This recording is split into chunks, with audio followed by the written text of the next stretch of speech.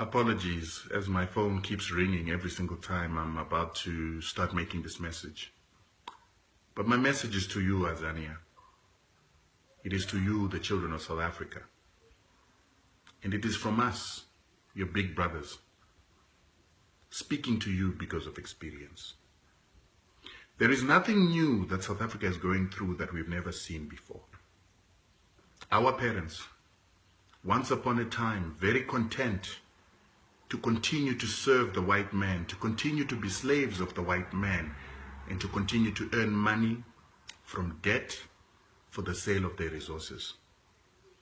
Once upon a time, our parents thought that success was selling their children's futures, their children's heritage, their children's land and resources to the white man for them to be able to drive nice cars, have TVs, and send their children to expensive schools. But today, Zimbabwe has had to pay the price for the comfort that our parents had. There is no revolution without suffering. There is no revolution in which the people do not lose for a certain time in order to build for their children's futures. Some great man once said that a generation has got to wear overalls and they've got to use shovels for the future generations to wear suits. The problem with you, South Africa, is that you are content with buying BMWs on credit, content with designer clothes, designer fashions, and driving on beautiful roads, while 60% to 70% of the rest of the population live in poverty to support your fake middle-class lives. And the reason why this fake middle-class life is encouraged is that every single time that you take credit to buy those beautiful cars, to buy those beautiful clothes, you are supporting Western businesses. You're supporting European car companies, Japanese car companies, and you are supporting retailers that are Europeans. You are going into debt so that your resources, your land, continues to be controlled by the white man for the benefit of the white man, not knowing that you're eating into your children's futures. When your resources go and you get in return a BMW on credit, for which you're going to pay a very high interest rate, when you give away your resources and your land so that you can get a loan to buy a house in a complex, to buy a house in an estate, who do you think is going to pay for all this consumption that you're going through now? When you spend money on champagnes, Scotch whiskey, and you spend money on the Durban Julys, whose products are you buying and whose future do you think that you're eating into?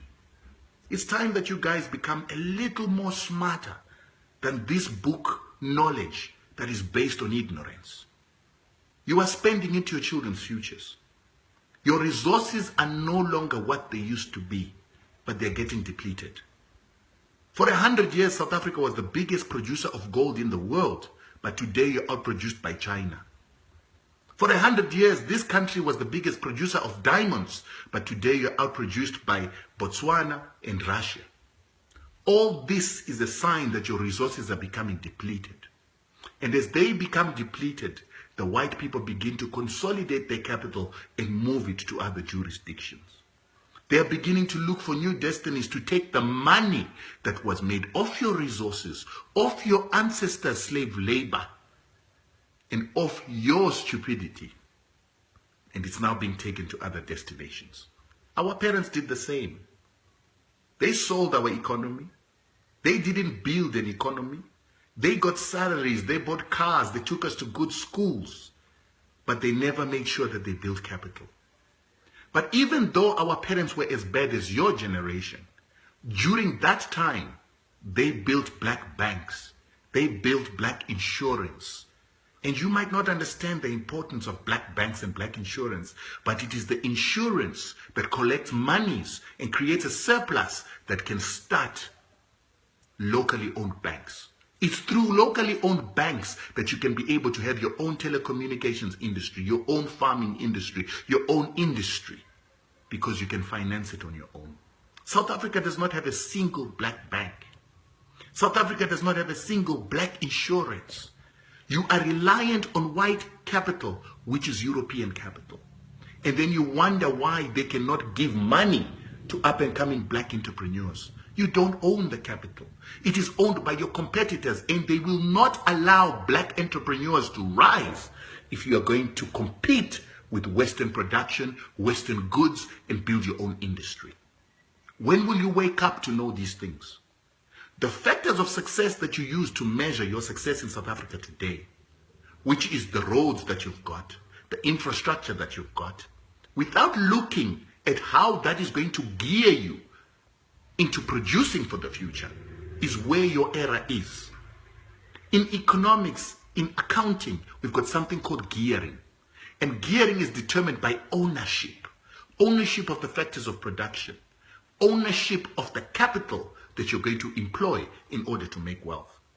All your capital, all your assets, all your resources are not owned by you. They're owned by foreigners.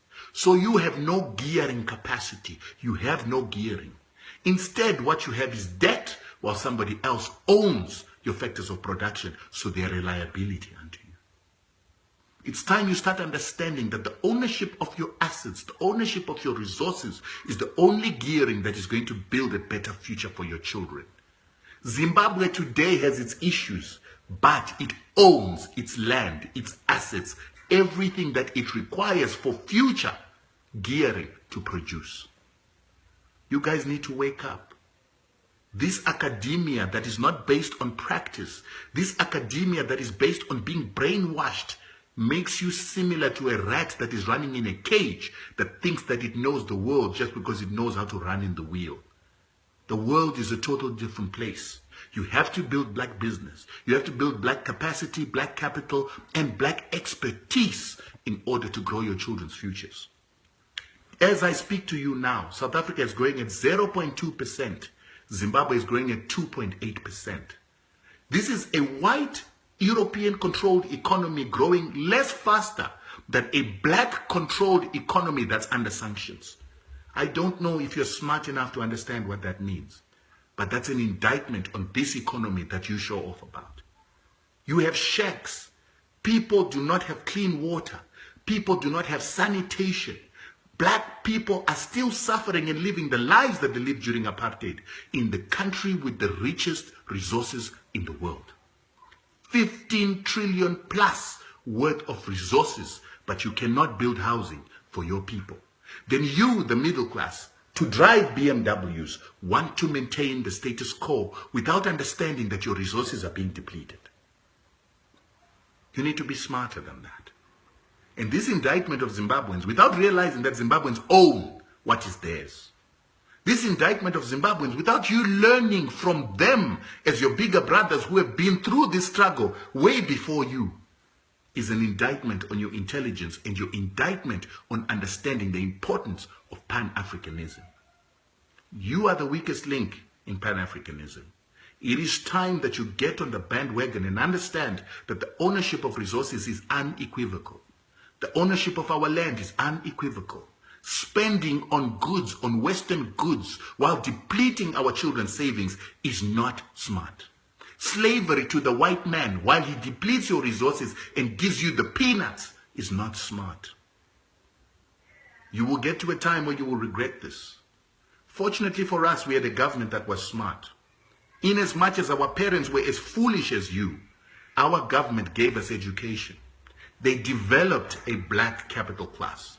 That black capital class sabotaged the country and left with white capital, but at least our government created a black industry. Black banks, black insurance, black hotel groups, and black farmers. They created an entire sector of black business people. Our telecommunications industry is owned by black people.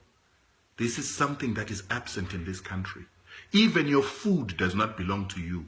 It is owned by the Americans, by the Swiss and the Germans. You don't even own your own seeds. And the day that you fall out with the Americans, you will not have food. It's time that you wake up to these realities and stop thinking that you know better than people that are older than you. By the time you realize what I'm saying, chances are you will be in a civil war in this country. Because it's coming if you don't change the current situation of things. It is coming to a time where the poor will need to overthrow you, the middle class, and your white bosses if you don't change the circumstances and the situation of this country. The reason why you've got violence during your protests is because a man has to buy a tomato, a potato, onion. Every single thing that a person needs to survive in South Africa needs to be purchased.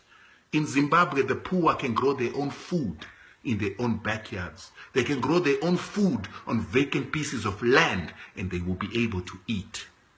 What Zimbabweans fight for is sneakers, cell phones, cars, and the better life. But at least they've got access to the basics. You don't have access to the basics. That is why Marikana happened. People can't even eat without 10 rand in their pocket. That is why situations like the service protests that happen in this country happen. Because people are hungry without money. It's also the reason why men and women have got to go onto the street and do crime in order to survive. Because the factors of production and survival were taken from them. It's time you wake up, guys. And I won't stop speaking because I'm an African. And I love you. And unless you stop being the weak link, Africa has got no future.